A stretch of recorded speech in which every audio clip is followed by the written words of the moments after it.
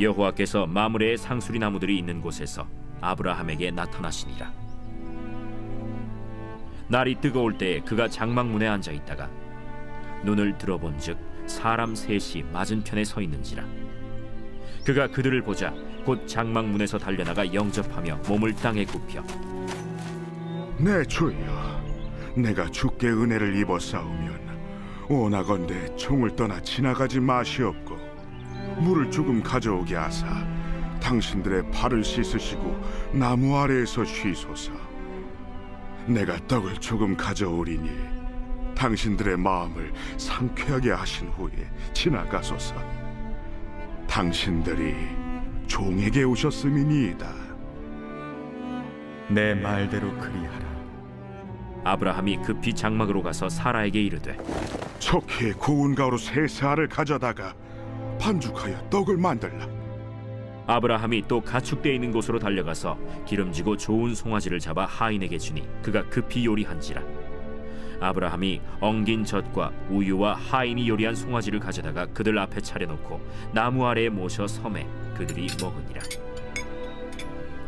그들이 아브라함에게 이르되 내 아내 사라가 어디 있느냐?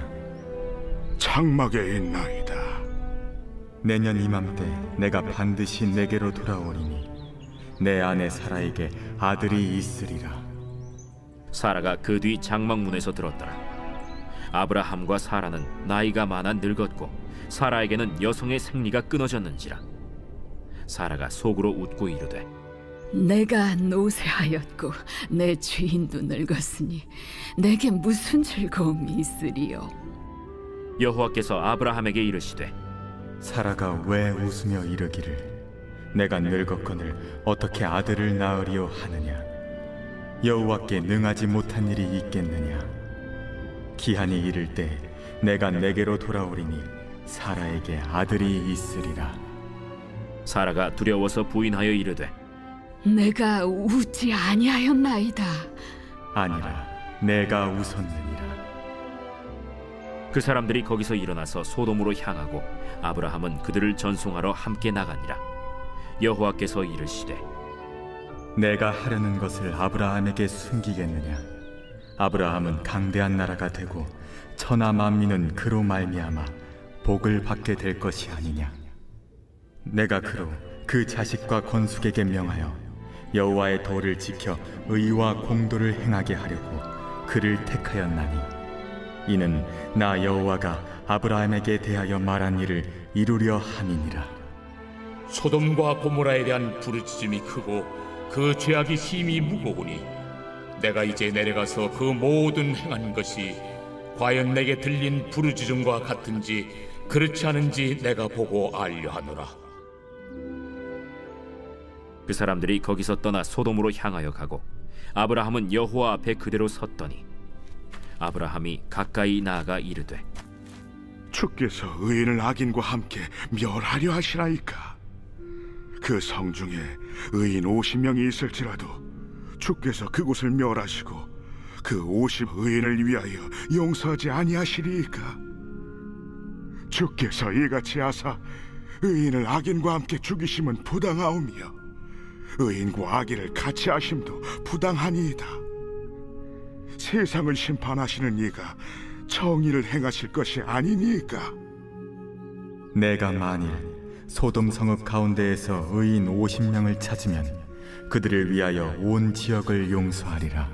나는 티끌이나 재와 같사오나 감히 주께 아뢰나이다. 50의인 중에 5명이 부족하다면 그 5명이 부족함으로 말미암아 온 성읍을 멸하시리이까. 내가 거기서 45명을 찾으면 멸하지 아니하리라. 거기서 40명을 찾으시면 어찌하려 하시나이까. 40명으로 말미암아 멸하지 아니하리라. 내 주여, 노하지 마시옵고 말씀하게 하옵소서. 거기서 30명을 찾으시면 어찌하려 하시나이까.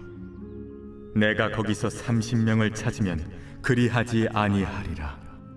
내가 감히 내 주께 아뢰나이다. 거기서 20명을 찾으시면 어찌하려 하시나이까. 내가 20명으로 말미암아 그리하지 아니하리라. 주는 노하지 마옵소서. 내가 이번만 더 아뢰리이다. 거기서 신명을 찾으시면 어찌하려 하시나이까? 내가 신명으로 말미암아 멸하지 아니하리라. 여호와께서 아브라함과 말씀을 마치시고 가시니 아브라함도 자기 곳으로 돌아갔더라.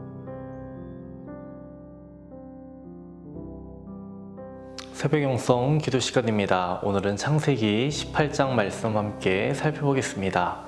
오늘 본문의 내용은 아브라함의 환대 그리고 아브라함의 간청에 대한 본문이라고 할 수 있습니다. 아브라함은 하나님과 천사들을 극진히 대접했습니다. 그리고 하나님께서는 아브라함에게 자신의 마음을 내비치셨죠. 20절과 21절의 말씀입니다. 여호와께서 또 이르시되 소돔과 고모라에 대한 부르짖음이 크고 그 죄악이 심히 무거우니 내가 이제 내려가서 그 모든 행한 것이 과연 내게 들린 부르짖음과 같은지 그렇지 않은지 내가 보고 알려 하노라. 내일 보게 되면 알겠지만 소돔과 고모라 땅의 타락은 심각했습니다. 천사들이 저녁에 도착했는데요. 소문이 얼마나 빨리 돌았는지 동네 남자들이 전부 모였습니다. 그리고 방문객들을 넘기라고 합니다. 그들을 상관하겠다라고 말합니다. 방문객으로 하여금 자신들의 성욕을 풀겠다라는 것이죠. 소돔과 고모라는 심판받기에 충분했고 그 정도가 심각했습니다. 하나님께서는 아무런 말 없이 심판하셨어도 됩니다. 하지만 하나님께서는 아브라함에게 소돔과 고모라의 상태를 보겠다라고 하십니다. 하나님께서 직접 이 땅에 오셔서 확인하셔야 될까요? 아닙니다. 하나님은 모든 것을 아시는 분입니다. 그런데도 아브라함에게 소돔과 고모라 성에 가서 보겠다라고 말씀하십니다. 하나님께서 이렇게 말씀하시는 이유가 있다라는 겁니다. 이 말을 들은 아브라함의 태도를 주목해 봐야 합니다. 23절입니다. 아브라함이 가까이 나아가 이르되 주께서 의인을 악인과 함께 멸하려 하시나이까. 하나님께 더 가까이 다가가서 이야기하는 겁니다. 아브라함의 간절함을 보여주는 태도라고 할 수 있죠. 하나님은 앞서서 확인하시겠다라고 했지 심판하시겠다라고 말씀하시지는 않았습니다. 아브라함이 생각하건대 소돔과 고모라의 타락은 이미 충분했고 하나님이 이것을 보시면 저곳에는 분명 심판이 있을 것이라고 생각했던 것 같습니다. 그래서였는지 아브라함은 하나님께 간청하는 겁니다. 하나님께서는 계획을 아브라함에게 알려주셨습니다. 그리고 이를 통해 아브라함으로 하여금 그들을 위해 기도하는 마음을 갖게 하셨습니다. 하나님께서는 아브라함으로 하여금 그들을 위해 기도할 수 있는 중보자로 세우고 싶어 하셨던 것 같습니다. 그리고 아브라함 자신이 개인적으로는 소돔과 아무런 상관도 없지만 그는 여호와를 가까이 했기 때문에 소돔에 대한 하나님의 마음을 아는 데까지 이르게 되었습니다. 아브라함은 자신의 조카 롯을 비웃지 않습니다. 그리고 그 땅을 욕하지 않습니다. 그는 기도하는 마음으로 하나님께 간청합니다. 그 성 중에 의인 50명이 있을지라도 주께서 그곳을 멸하시고 그 50의인을 위하여 용서하지 아니하시리이까. 우리들은 이러한 마음을 가져야 하겠습니다. 비록 세상의 모습을 향해 비판적인 태도를 가져야 하겠지만 우리들은 세상을 위해 기도해야 합니다. 하나님 나라가 오기를 말입니다. 저 땅에 하나님 나라가 오기를 기도해야 합니다. 그리고 손을 내밀 수 있는 사랑 또한 가져야 하겠습니다. 우리들도 세상의 영향을 받아서인지 너무나도 비판에는 익숙합니다. 하지만 긍휼, 사랑, 용서에는 너무나도 매정합니다. 하나님은 그리스도인이 세상 속에서 만들어져 가고 세상 속에서 하나님의 의를 행하는 법을 배우고 죄악 많은 이 땅에 하나님의 은혜를 베푸는 법을 배우기 원하십니다. 우리가 살아가는 곳이 내가 속한 어떤 공동체가 과연 죄악에서 자유롭습니까? 그리고 이곳에 용서와 긍휼이 있습니까? 우리는 계속해서 하나님 왜요?